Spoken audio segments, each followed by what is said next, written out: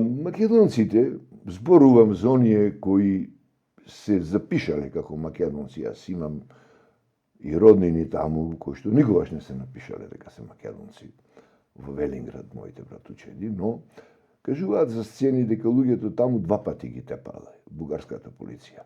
Еднаш ги тепала за да се напишат македонци, а вториот пат кога ги правеле 52-та, трета пописите, ги тепале за да се отпишат од македонци и да се кажат бугари. Тоа е еден дел од мачната и тешка историја на луѓето во Пиринскиот крај. Таму е вистинска трагедија, таа не е национална трагедија, таа е трагедија на едно општество. Тоа место, тоа е слободната зона на ВМРО Иванчо Михајлов. Тоа е последниот бастион на антикомунистичката и слободна Бугарија.